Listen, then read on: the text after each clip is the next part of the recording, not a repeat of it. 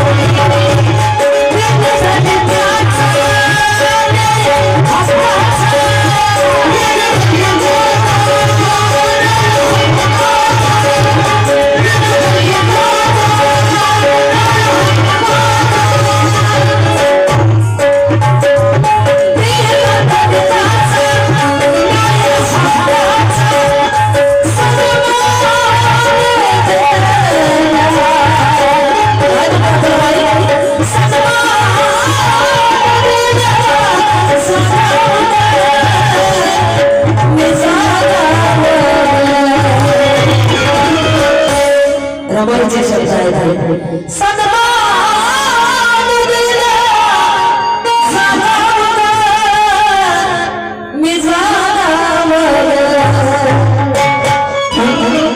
माझ्या साहेबाला, माझ्या साहेबाला, माझ्या साहेबाला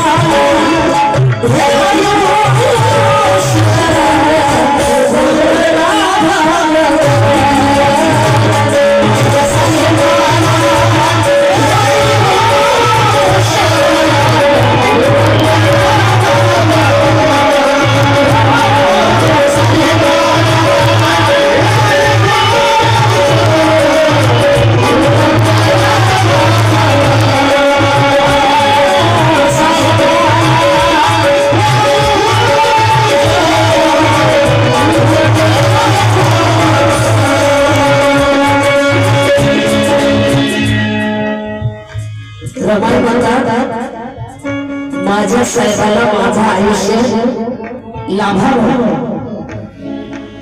काय म्हणतात रमाई, मला जे माझं आयुष्य आहे ना हे माझ्या साहेबाला लाभावं, मला काय नको आहे का असे? नाहीतर आताजी म्हणून ते ना माय झाडू दे ना तिकडं मग थोडा पिऊन येते मग ह्या नशिबी पडले, घरातले बालच मुली विकले, लेकराचा घास शिकला, मरुदी म्हणजे कप्पाळचं तुकडू दिलंय. ऐकी ना रमाई, बाबासाहेब तिकडं, रमाई इकडं. एक पाव म्हणजे कळते ना तुम्हाला पाव?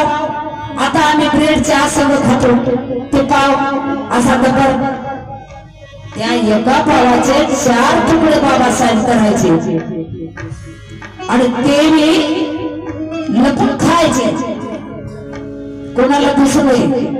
आणि ते कधी खायचे? रात्रीच्या वेळेला, रात्रीच्या वेळेला.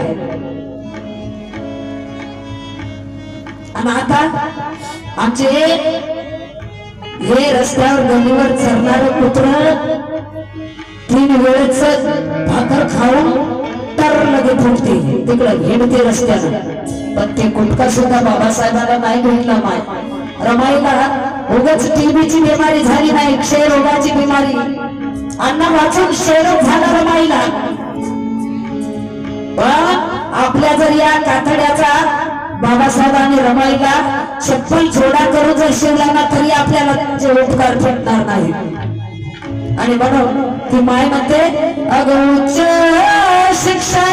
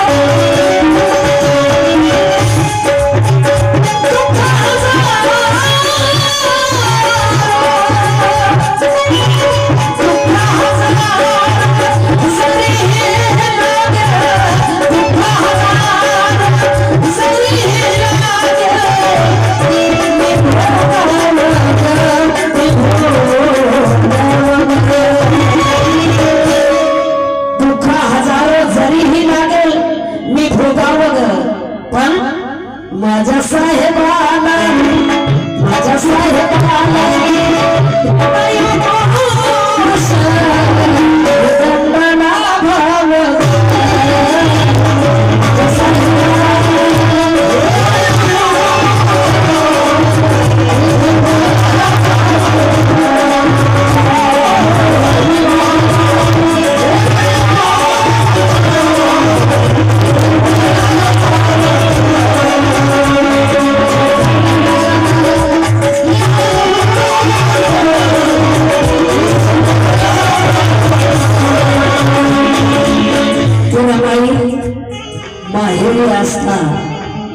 दुःख सोसिले रमाईने आणि भावंड साथ असता पोसिले रमाईने होऊन या लग्न येता माताया सासरीही पण दिन रात बहु कष्ट उपसिले रमाईने. तुला माहित होत की आपल्या प्रिय माणसासाठी आपण हे केलं पाहिजे. सांगितल्यानं प्रेमाची किंमत कमी होते, सांगितल्यानं प्रेमाची किंमत कमी होते आणि न सांगितलं नाही ते बाबासाहेबांना कळतं. आणि म्हणूनच या दुःखामुळे या त्यागामुळेच या रमाई आणि या कोट्यावधी जीवांची आई सांस्कृतिक आई म्हणजे ती रमाई झाली. आणि ती काय म्हणते, अगं माझे हे लेकरं मुकी आहेत, याला तोंड आहे परंतु बोलण्याला बंदी आहे, कान आहे परंतु ऐकण्याला बंदी आहे, डोळे आहेत परंतु पाहण्याला बंदी आहे. आमच्या ताईनं सांगितलं, काल खाया मिळत नव्हतं आज खाणं होत नाही, काल आम्हाला लेणं मिळत नव्हतं आज लेणं होत नाही, तृष्णेनं आम्ही आज माझ म्हणत राजा की हप्त्यातून एक रविवारी आमचं विहारात जाणं होत नाही. आणि म्हणून बाबासाहेबांनी रविवारच का सांगितला, कारण रविवारी सर्वांना लेकरा बाळांना सगळ्यांना सुट्टी असते आणि विहारात जाणं म्हणजे नुसतं जायचं यायचं नाही. विहार आपल्या गावात विहार आपल्या गावची एक छोटीशी संसद आहे, पण तिथं गेलंच पाहिजे, विहारात गेलं पाहिजे आपण एक दिवस. आणि म्हणून अगमुखी ही सारी करण्या बोल की उच्च विभूषित होती.